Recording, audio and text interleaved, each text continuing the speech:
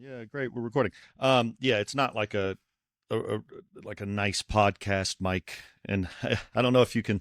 Let me see if I can turn so you can see. You see my clip? I just have the.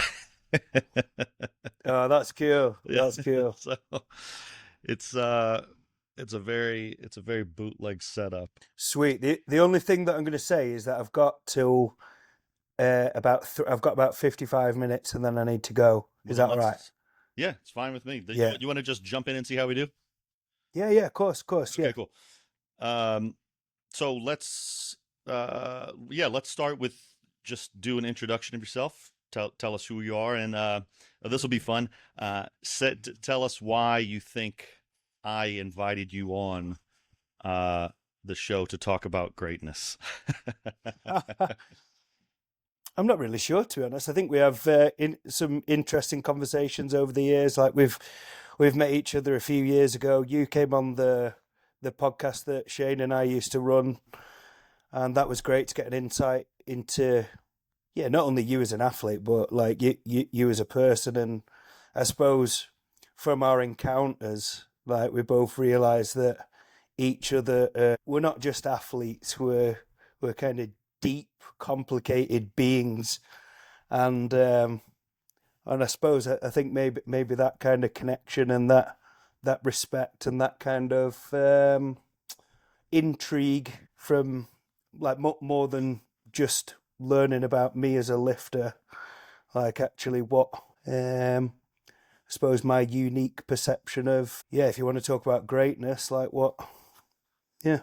Yeah, that yeah, I think Or, like some people say, seem to describe me as like an outside of the box thinker or a bit like a lateral thinker, or um I'm not as affected by norms as many other people are, I suppose. Like I just kind of I've always managed. I've been lucky in terms of the fact that I've been able to just make up my own rules and coast through life doing what I want, I suppose. yeah, So I think it takes a I don't know if it's, yeah, it's like a strong personality type or what it takes, but it definitely takes something to be able to look at something without the context of everyone else's thought on it, right? Like there was an experiment done. I mean, it's a very famous experiment. But there's also, I think it's called the herd, maybe not herd mentality. Maybe there's more of a scientific term for it. But if, like, let's say there's a bunch of people in a classroom and you're the subject, but you don't know it, and the teacher asks a question and asks you to raise your hand if you think a certain thing, and it's a ludicrous thing. It's like 2 + 2 = 5 or something like this, and everyone raises their hand. Well, you're thinking, well, shit, maybe there's something I don't know, so I should raise my hand too. So it takes a lot of I don't know, maybe in this day it does take courage to not raise your hand and to say like, well, I'm just going to look at it this whole new way.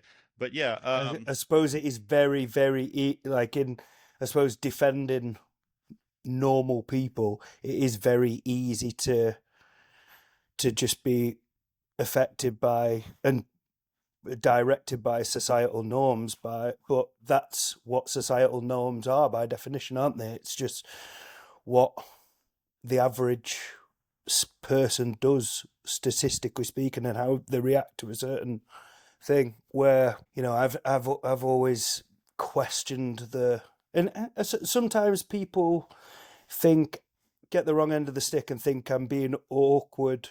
Some people just think I'm being like obtuse for the obtuse sake of for sure. being, Yeah. for the sake of being obtuse. Whereas I suppose when people get to know me a little bit deeper, they realize actually I'm just not standing. I'm just, I suppose, following what I believe in, and you know, question things, even that, even if it does seem like I'm backing myself into a corner and I'm the only person to, you know, I don't have a problem in standing out and voicing an opinion in a different way, I suppose. But it's not to be different. It's because, you know, I just want to be. I suppose I'm happy. I suppose I'm happy being wrong. Like I'm happy to be wrong and proven wrong and learn. And I suppose when you get comfortable with that, which isn't something I've always been comfortable with, because again, like as much as I am nowadays, in terms of I can make up my own mind on things. When you have to do things that other people do, i.e., like go to school and do exams and stuff like that, you do have to jump through hoops and fit into an extent. Otherwise, you're going to have really tough time. Like I did at school, to be honest. A lot of people thought I was a bit of a black sheep because I can imagine you having a bit of a hard time at school. Yeah. yeah, that's it. But and it makes me realize now, like I look back, particularly secondary school. Like I went to I don't know what the equivalent would be in the USA, but a grammar school in England where you have to like pass basically like a I don't know, maybe like a posher school that you have to like pass an exam, like a competence test to get in, basically. So when you're at primary school and you don't have to like study and learn things parrot fashion to pass exams, it's more about like say your general IQ and how intuitive you are, and not you haven't had to learn the art of how to pass an exam, which I think is absolutely ridiculous. But that's That's another thing. that's actually, yeah, really interesting because I mean, I had no intention of going down this road. What I thought was shock, but no, it makes total sense. Yeah, it's true. You do sort of parrot things back, and you learn the art of passing an exam, which is Yeah, mirrors sort of societal norms. Whereas if you take someone's entire education, you sit them down and you say, "Tell me, don't tell me what you learned, but tell me why what you learned is important." That's like such a different brain exercise that I think we yeah, really don't get. A thing will see all the time is someone on social media making some sort of joke about, oh, we learned all this, but why didn't I learn this? Which is like, why didn't I learn how to, track my finances, or why didn't I learn, like real life skills? And I would always think, well, if you learned algebra and you understood the mechanisms behind algebra or calculus, a lot of life is algebra and calculus. yeah, I mean, it's up to you to sort of implement those ideas and strategies. But yeah, I think not a lot of people can do that, which is why you're here. And this is the longest intro for someone ever. But you still haven't said your name. I know. I don't even know. Oh yeah, my name's Josh. My name's Josh, and I enjoy playing sport, and I'm lucky enough to play sport and get paid to teach people to be good at playing sport. So I'm just living the dream, and I feel very grateful every day that I'm able to just do strongman because I enjoy it, and I enjoy helping other people do it, and And I you do just it think, really, really well. And yeah, it's been really fun to watch your sort of rise, I think, in the zeitgeist of strongman thinking. Uh, you know, and I'm really well. I'll say one more thing before we stop talking about you, but there, I'm still always surprised at how novel the things you come up with are. Like you'll come up with something so novel, and it's a good idea because it sort of seems obvious. And when I see you doing a movement, like something you've made up or something that's come to your mind that you think mirrors a different movement or something, I always think, oh shit, it's so obvious. Like that's ah why didn't I think of that or something? But yeah, like it's really cool. So you've trained your mind for purposely or unpurposely, maybe it's natural to sort of think in not straight lines.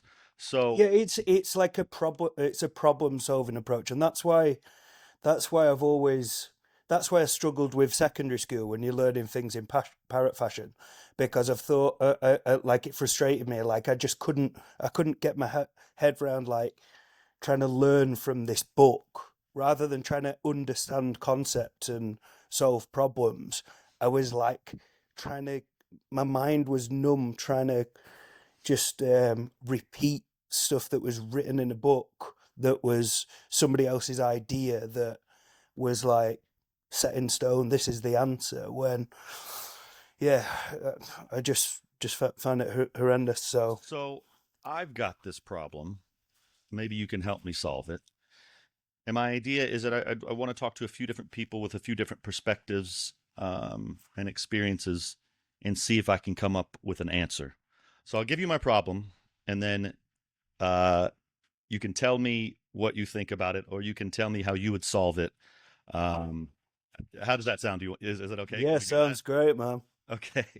So my question, it's a very simple question with an almost impossible answer, at least from my perspective.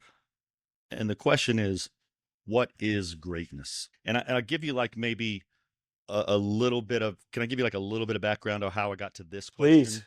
So when I interviewed Shane German, he was talking about strict pressing the log world record in the gym. And he was like, he really wanted to strict press the log world record, but then he did that, and then he went beyond it, and then he was for a while. I'm not sure if it's the case anymore, but I know for a while he was setting his sights on a 200 kilo strict log, and it just really got me thinking. You know, like in anyone I think who's seen Shane in the gym or even seen him like online, he's like very animalistic and very fucking strong, very powerful, very explosive. And, you know, I've heard from a few people like he's the strongest 90 ever or something, right? But he was never competing. So it got me thinking like, if someone can strict press the log world record, does that make them greater than the log world record holder? And I know we end up talking about two different things, right? We're talking about what's done in competition, and that's how we sort of judge sport. But also, I don't know, you just can't. I don't know. I feel like you can't look away from that, because if I did a thought experiment and said, you know, here's the history of strongman and everything everyone's done, but then I showed you a 60 kilo girl that did more than anyone could do on any event. She could deadlift 600 kilos. She can walk with 4,000 pounds on her back. You know what I mean? Like, but she just doesn't want to Yeah, compete. I think you'd have a hard time not saying she's the greatest strongman to ever live. But you know what I mean? I think we just get so stuck on the semantics or the specifics of it. So, and I'll give you sort of another little idea of it is I just think it depends on the it's completely down to the perception of the individual, isn't it? Because we're not, there's no things the only definitions we have that are object, I suppose, objective, records, like actual records. That's what records are. They're But actually, I just saw a clip the other day of Eddie Hall talking to Thor, saying that his record doesn't count. You know, and it's just even the records are like that. And we get lately everyone, well, in the last several years, the word goat is thrown around like it's free money. It's crazy. yeah, To me, goat is something that doesn't happen until a generation has passed, not something that happens in real time, right? It's the greatest for of all sure. time. Yeah, Not. Yeah, you're really good right now. Like, oh, is so and yeah, so the goat, the greatest 90 ever? Like, I don't know, dude. Give him 20 years. Let's see what happens 20 years from now. yeah. We can look back. I agree. So You can't realize at the time, can you, when it's happening? and even take any sport, you'd be hard pressed to find 100 people who all think the goat of that sport is the same person. Everyone, maybe not everyone will have a different goat, but there will probably be three or four people that show up and they're like, well, I think Michael Jordan's the best and you know the greatest ever. And somebody might be like, well, David Beckham's the greatest ever. So it's like, oh, that's crazy. It's got to be fucking Messi or I don't Messi, watch yeah. soccer. Yeah, but LeBron.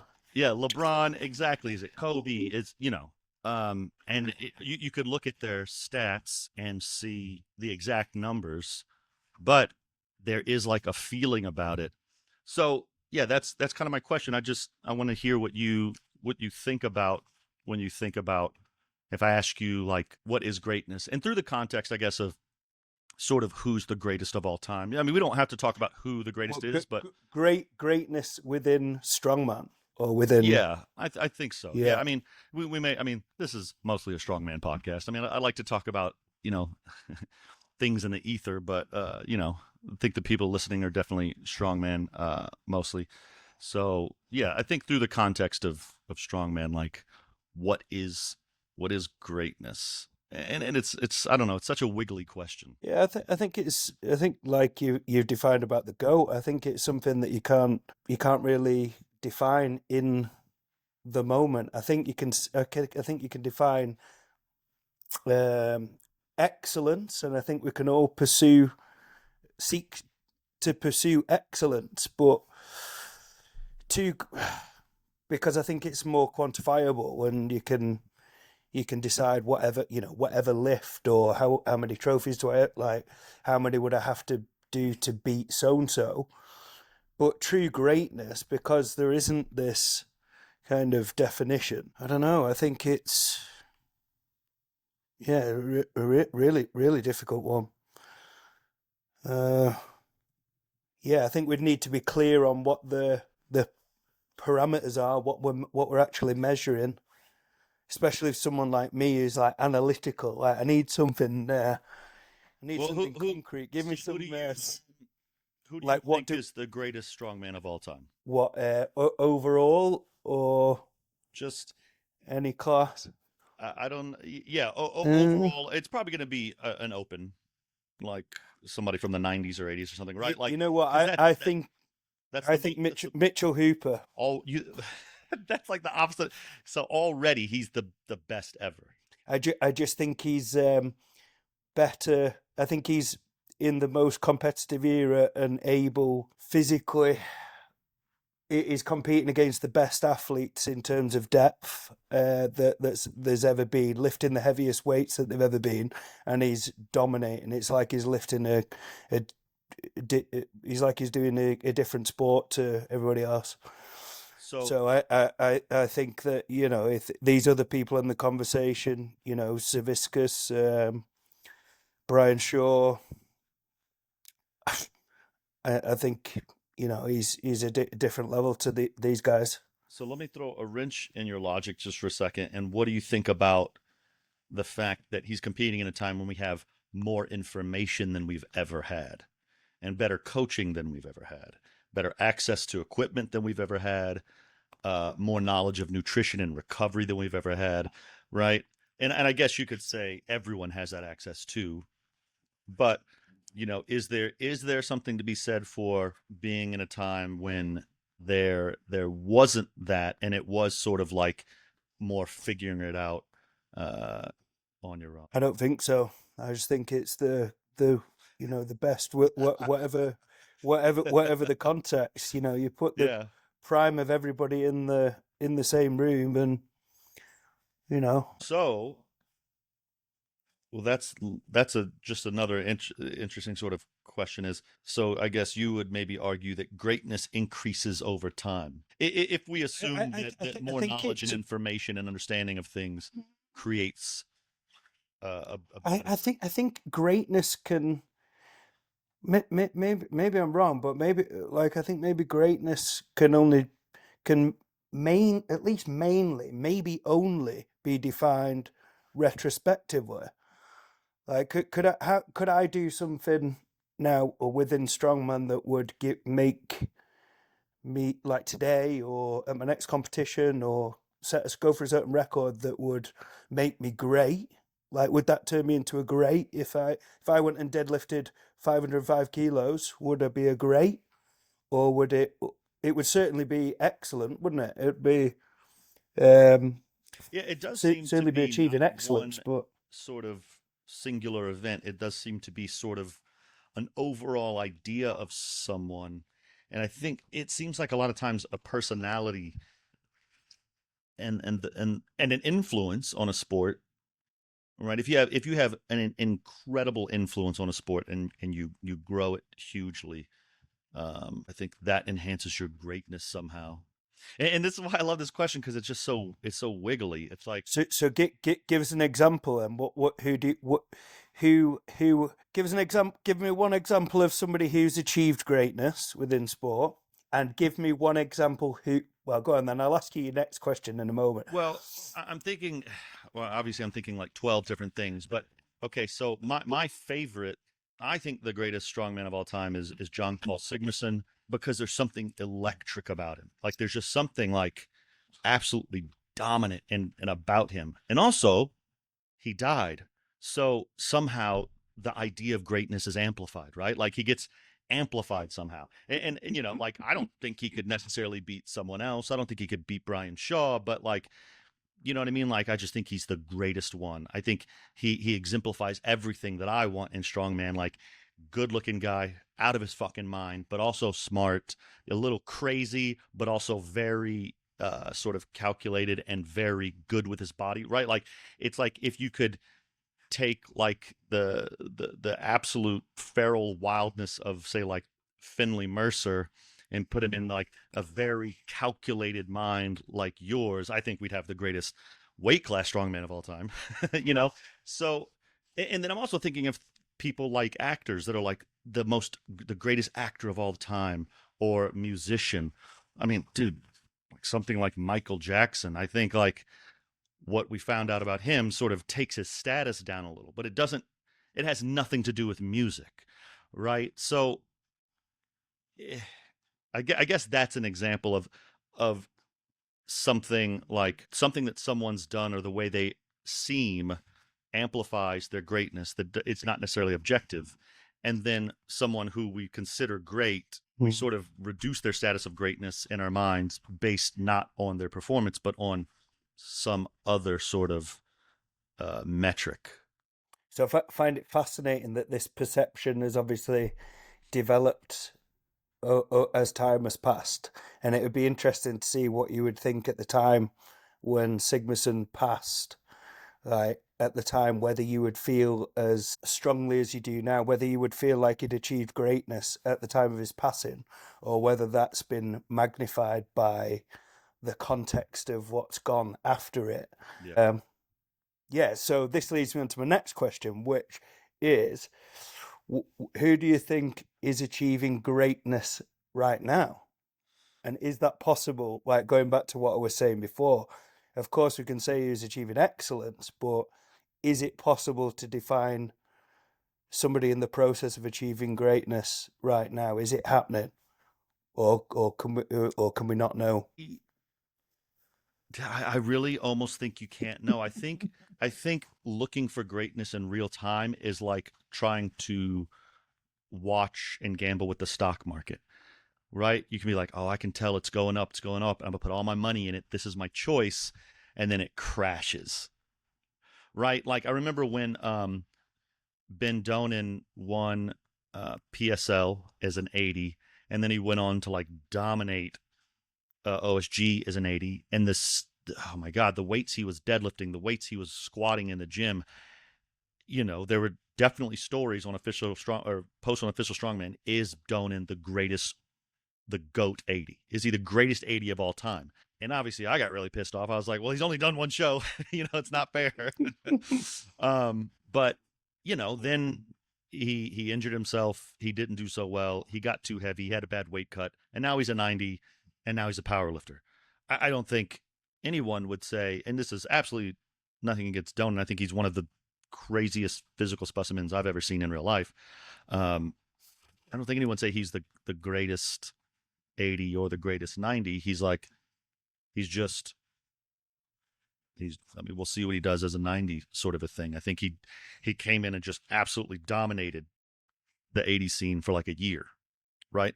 And that's what happens I think to a lot of people as they come in and out in and out.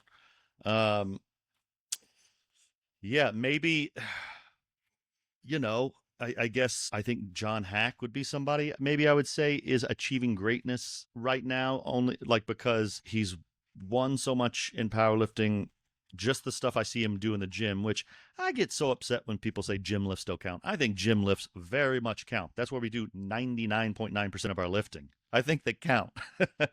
um, and, he's also done stuff in strongman, which is, I don't know, it just speaks to something like his ability. I even think the vulnerability of putting himself out there as like he's such a smart, calculated guy, and he knows that like I think he would have think that he's got a good chance of win. He would have had a good shot at winning OSG this year, but I think he'll have done his research and realised that there are other good guys that can potentially beat him, and I think that for me, that vulnerability of actually putting himself in that arena when he's so dominant in the one that, the thing that people label him the GOAT for, I think that is like contributes to the greatness. Like, Yeah, it's like I'm not really familiar with Bo Jackson.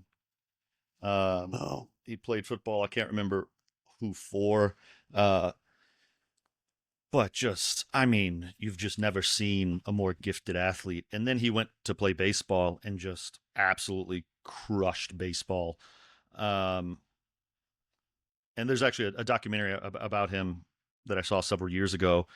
And even now, he like bow hunts, and he'll like kill a deer with a bow and then like drag the deer back himself. I mean, just like, it's like there's like a little bit of a myth involved as well.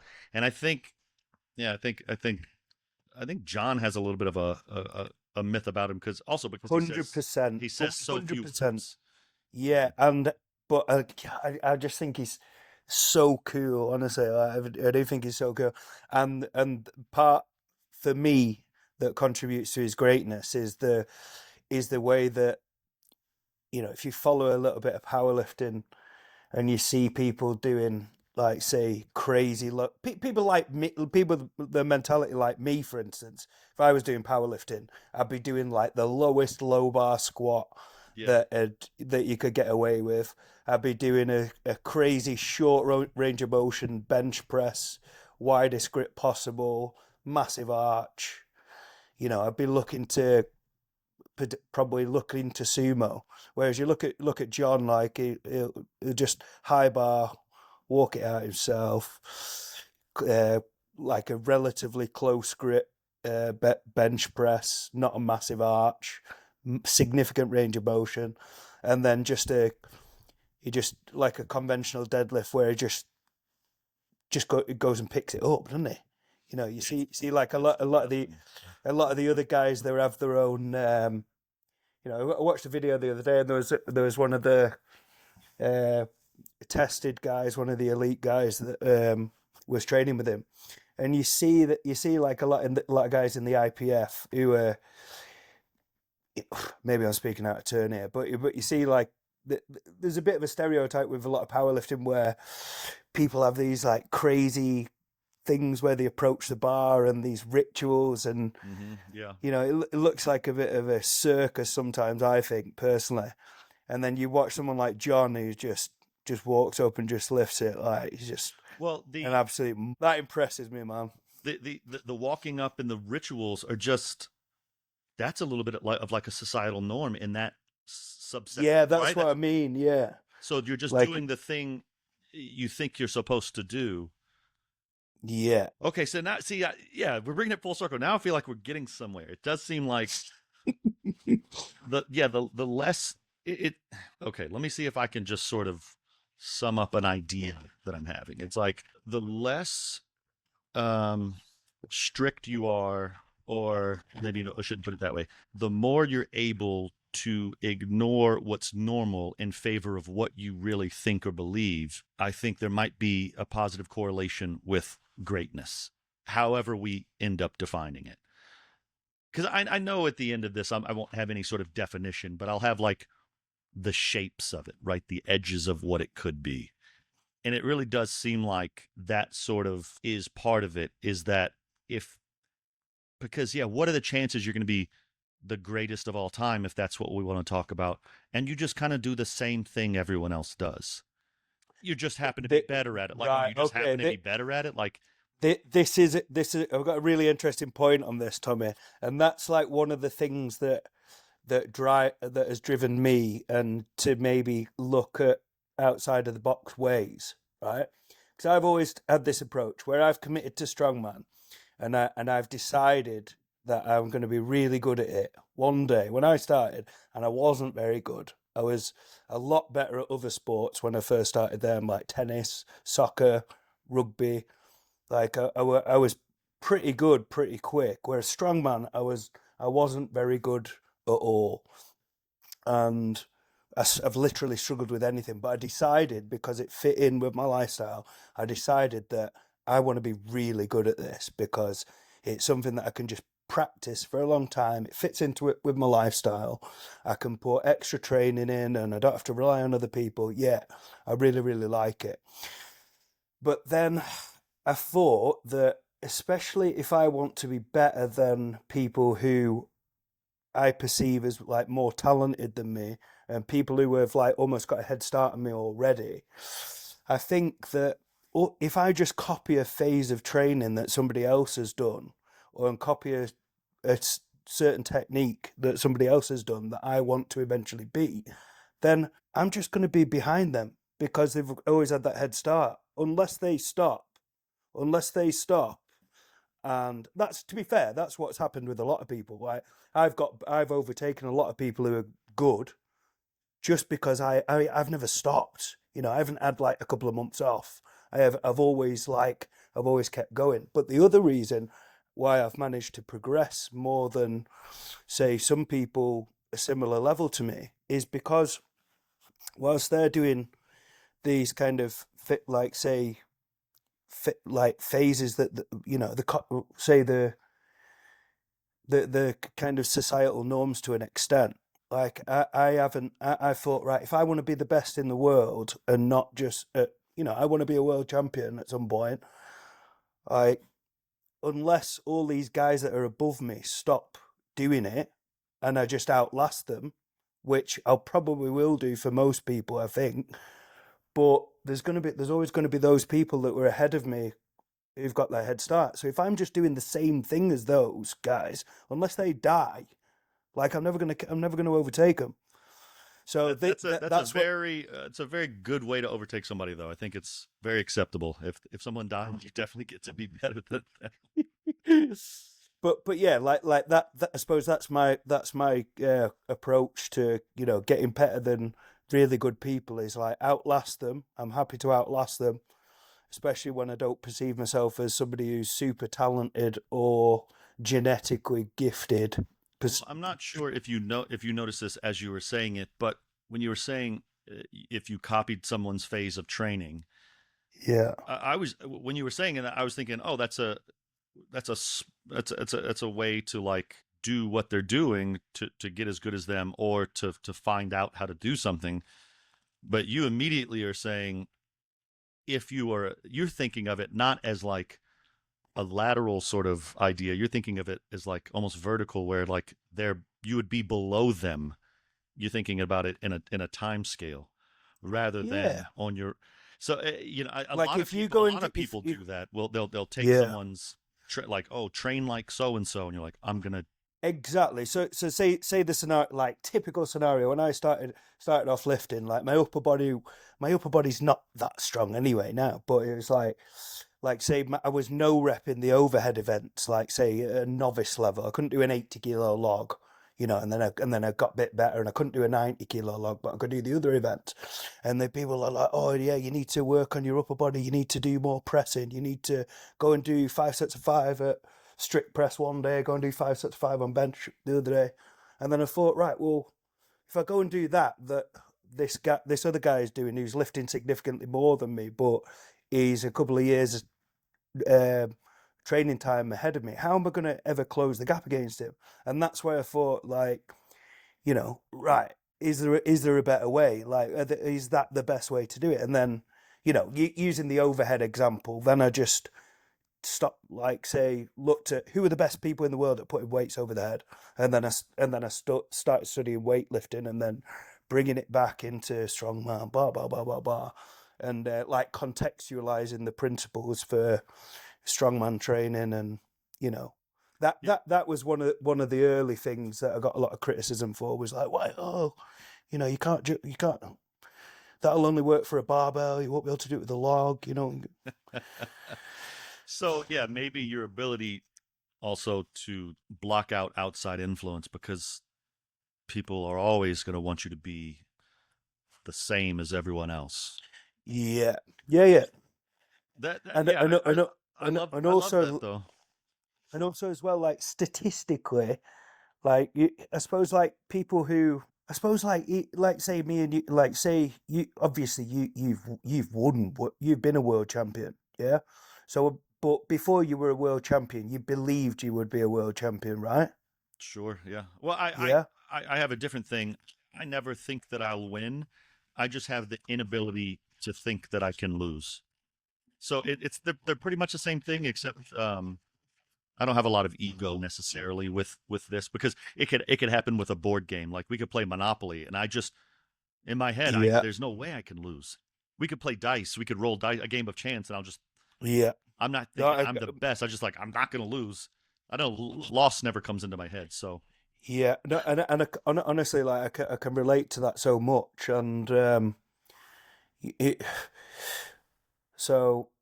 But I suppose what I'm saying is like that mindset. You've got to realize that like we're in like say like upper percentiles of self belief, and statistically speaking, you go to a normal like say even like say like a decent level strongman gym or something, and you just go and you speak to people and you get the vibe that these guys don't believe in themselves as much as I believe in myself, and it's not kind of like you say, there's no ego thing with me. I don't think I'm good because of whatever.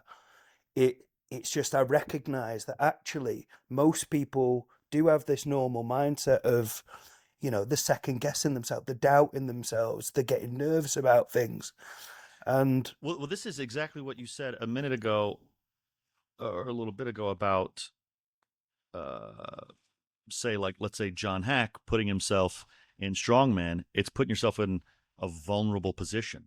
yeah, There's almost the fear of embarrassment, and if you think you can win and you don't win, you have to deal with that idea of yourself.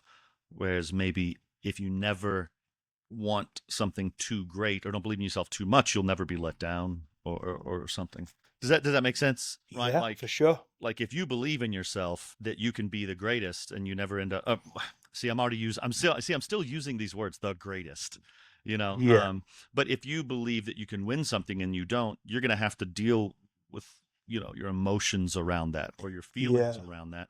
Whereas if you just say, look, all I want to do is crack the top 10, which there's definitely something to be yeah, said for small achievable goals and of living in course, reality. But yeah, if you don't ever really strive for something, yeah, then you never have to sort of uh yeah, deal with how heartbreaking it can be to not achieve the thing that you've worked maybe your whole life for. yeah.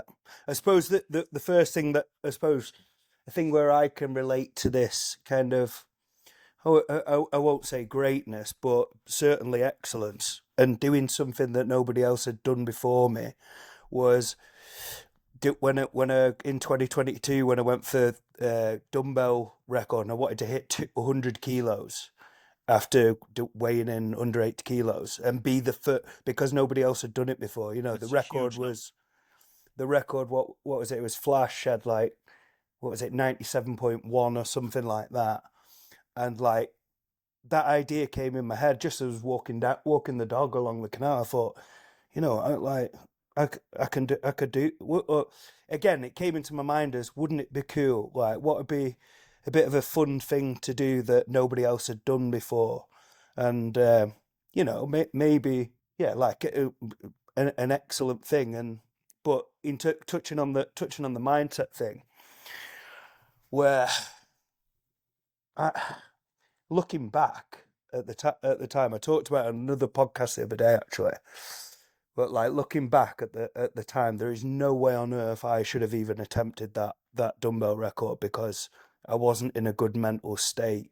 I'd had an accident like a couple of months leading before, like a car accident, and like I was suffering mentally with, um, yeah, just with what had gone on. But I turned up and I did it. Like I've got there's a photo on the wall at home, and I can see myself holding the dumbbell, the 100 kilos or whatever. But for me, I don't see that. What I see is everything that was going on under the surface, and the fact that I did that thing that I was just like a, almost like, no, no. I've only talked about it recently. There's only my family who knew about it, but I just look at that moment, and that reminds me of, um, like how cool I had to be, and like how like ice cold I had to be to just switch everything off that was going on in my head, and still believe in myself that I could do something at the time that I believed was great. Which the irony is, like a couple of years on now, if I was in that mind, if I ever get into that mindset again, I wouldn't have even done it.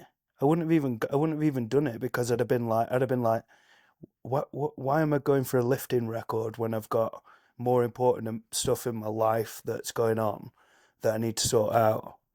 Whereas actually, like, I don't know, I'm almost in like a place, like mentally now, where I don't feel like I'm not chasing anything I'm not feeling like I'm having to prove myself, if you will. Like, whereas that a couple of years ago, because basically I'd said that I was going to do it. I said, right, I'm gonna go for this record, you've probably seen me on Instagram before when I've posted stuff about people making excuses and stuff, and like I can't deal with it, like people making excuses, and I just thought, I can't be one of those people. I can't be one of. Can you hear me? Yeah, yeah, yeah. It'll keep. Yeah, yeah. Like I can't like pull out, or I can't not turn up, or I can't like put an excuse on social media. Oh, I ended up didn't go for the record. Like I'd rather fail. I would rather fail and look terrible and look out of my depth than, be like, I don't know what my point is, Tommy, That's but okay. I mean, I rarely know what my point is when I start talking because I think of um, just way too many things as I'm talking. So, I mean, I think, look, I think this is great. I think you've helped me sort of talk through some ideas and gave me some really good perspectives on some of the stuff. I think I'm starting to see a shape of something, which is really nice. Um, so, I guess usually what I would want to do is sort of figure it out right now, but I have other people that I need to talk to sort of I'm going to run these ideas by them and like I really want to see like what sort of idea of someone I can put together. But if you had to, if I maybe let's say if I asked you to just define it right now, if you could give me the smallest definition possible, it doesn't have to be small, but just give me a definition. If someone if someone came to you and said, "I want to be the greatest of all time," how do I need to be, or what do I need to be, or what do I need to do? I'm even more confused than when we started this conversation. No, I think see I, I think people, if they went out to, I'm actually not a fan of like chasing greatness, because I think greatness is like extrinsically defined by other people, and like other people decide the context. I think what you can do is seek excellence, and because you can very easily, like, if you're motivated by subjective things, you can just pick something you enjoy and get better at it. And but if you're motivated by objective measures and want to, you could pick like a record or something that somebody else hasn't done before, and certainly help you achieve excellence. And then I think you've just got to be patient to see until somebody else. I think somebody else has got to define it for you, basically. And I think it's got to stand the test of time, because I think, like, using the Sigmason definition, I think, he's very iconic. And when you see like videos on like World's Strongest Man videos with him coming on, and like I actually think the his magnitude as an icon has increased as more time has gone past. And I think that sometimes I think greatness compounds over time when Mm. more context has. You can get even greater while doing nothing. Yeah. That's amazing. I really like that Yeah, or because like it's so fucking confusing. or like, say for instance, for you, Tommy, like we spoke before Worlds, and you were like, oh yeah, we're gonna do something about a video or conversation, something about winning Worlds. And I was like, yeah, but you should do a video if about how you feel like not winning Worlds. And you're like, I'm gonna fucking win Worlds. but but what's interesting about that, like zooming out, is like you might think that, say, your chance of being defined as being great is not as high because you didn't win. But actually, like, was it you who shared the statistic recently, or maybe it was you fishing for the stats to Oh yeah, feed I feed you asked. feed your narrative? But Yeah, I asked too. I said, "Has any other 80 podiumed as many times as that I was have?" it. That was it. So that was it. That was like a beautiful way of putting arguing that you're the goat. Well, Suppose, like, I wasn't trying to objectively. argue I'm the goat. I was just trying to I was like, oh, well, that's an interesting. It's like if I don't know. There's a joke about junior powerlifters and they all have records because of a certain class, and I don't really know how powerlifting works, but that's sort of what I was doing. I was like, okay, I Yeah. didn't win, but if I make up my own competition, I can win that one. Let me find the made up competition that I can win, and it was the most podiums. Yeah, Yeah. as an 80. So Yeah, like, but I saw the spreadsheet, and I thought, yeah, that, like, absolutely brilliant. Yeah, I thought Chris Harper maybe would have. I fancied him to win this year, to be fair, and I think that would have been like a good argument for greatness, like winning back to back. yeah, But obviously he didn't. So it just seems. I don't know. That's a whole other conversation. It does seem almost impossible to do, which what I don't know what that's about. I think for us, just the training is so taxing emotionally, physically, creatively. It's taxing on our family, and to be yeah, able to sustain that at that level for that long is just it's really difficult. and I've got another question as well that you can write down for your other guests. Is is greatness even is it even good? Like, is it even a positive thing? And what I mean by that is, so any greatness or any kind of hyper specialist in anything, like, it comes with a cost, doesn't it? Like, do you know it? Yeah, Can you think of an example of anybody who's achieved greatness that actually doesn't have like a deeper, like darker cost in a separate direction? Like, my simple perception of, I suppose, anything that we want to do is, the more we go one way, the more it takes from us being the other way. Like using an example, like, say the better, say for instance, I win a world championship in a couple whenever. I think, like, the things that I'll do continually to, or the habits and the stuff that I do to achieve those, like, say, will, like, comes at a cost of, like, spending time with the family, yeah, socializing, being present with people that I love. When I'm getting close to a competition and people are,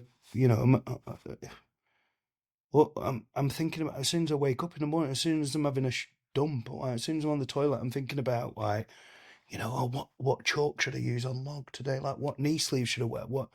And you'll get one of those little daydreams where you literally get taken away to another place and then you just Hundred snap back to percent, reality like where 100%. Or, yeah. or like my daughter will ask me a question, and then I'll hear my partner say to her, "Oh, Daddy hasn't heard you," and I'm there, and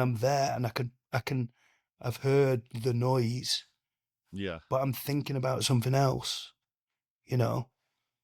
But so it's so difficult, and I think that's the or just being like say ice cold, being like so. I've learned how to be more stoic and how to use that to you know turn up to training, and I don't want to train because I feel rubbish. Doesn't matter, I'm a robot. I'll turn up and I just train because I'm an animal. That's what I tell myself, but when I'm like using that mindset for other aspects of my life where I need to be, need to be more caring. My daughter gets upset because she's just fallen over and hurt my knee, and I'm like ice cold. I'm like solving the problem. Say, right, how can we prevent that happening again? She doesn't need me to solve a problem. She needs me to be there and give her a hug and let her be upset and be supportive of, be upset, cry, don't be tough, cry, be emotional. So I don't know. That's just an example. That's my kind of what's the word, tug of war, if you will. You know, and I think it's an amazing question and a good yeah, I and it's funny, I feel like I've maybe fallen into the trap a little bit of just thinking that greatness is something that I mean, no, uh, I'm you can't find anything, any activity, any business venture, anything online that you can't find like the best, most optimal way to do it. So it seems like no one is okay with anything other than the best possible version of anything, whether it be achievement in a sport, buying a toothbrush, buying bed sheets. Like, let me find the best bed sheets. Let me find the best mattress for the most optimal sleep. You know, yeah. at least that's the world I sort of live in. So I'm ashamed to say, yeah, it almost never even occurred to me is being the greatest, even something that's important. Yeah, like It's in my defense, like say I'm very grateful that I feel cognizant of that because I used to seek excellence, and like say when I started my business, like right, I want to earn six figures. I want to be like, how do I be a millionaire? yeah, How can I scale up? What like stuff like this that I thought I used to want to do because that was like again like a narrative that you fed that that's what if you do that you'll be successful. If you drive around in a whatever car, that's what success is. If you go and win this trophy, set this record, that's what success is. But then I suppose I've learned that it doesn't matter, and actually it is costly of other stuff. And in my defense, that I want to seek this excellence and, like, say, win stuff in strongman just because I find it fun, not because I think it's good, not because like I actually want to. I want to be like say I win a world championship or be a world champion or something someday. The next day, I'll just be in the gym training, moaning about something, yeah, like working something out. I'll just be the same. It won't change me whatsoever. And that's the kind of message that I want to send to people. I won't have my like say if I won a big thing, I won't have my mental health falling off a cliff because like I'm getting this crash and realization that shit, there's nothing the other side. I know there's nothing. I know there's nothing. I'm just doing it for fun, you know. And it breaks my heart a little bit when I see people, pursuing these feats of excellence and stuff because they think it's something bigger than it is, and it's like that kind of extrinsic thing of, well, maybe I'll, maybe so and so, I'll get this recognition or whatever. They're doing it for somebody. Like I couldn't. Honestly, I couldn't care less. I'm just doing it for because like I'm addicted to the self development and having a project and just find it fun. That's it. And then it says, win, lose or draw, don't matter, does it? That's my perception. It really doesn't matter. I hate I hate having to say that, but it really doesn't matter, does it? Yeah, like say it. Yeah, exactly. Say I won worlds or whatever. Like, and take my daughter to school the next week, and like in the playground with all the mums and dads, nobody cares. They really don't. Nobody cares. I hate when I found that out. Yeah, no one cares. Really, if they even believe you, they don't care. But even like say you go and fail something and you do rubbish and you fall flat on your face and you think it's the opposite of greatness.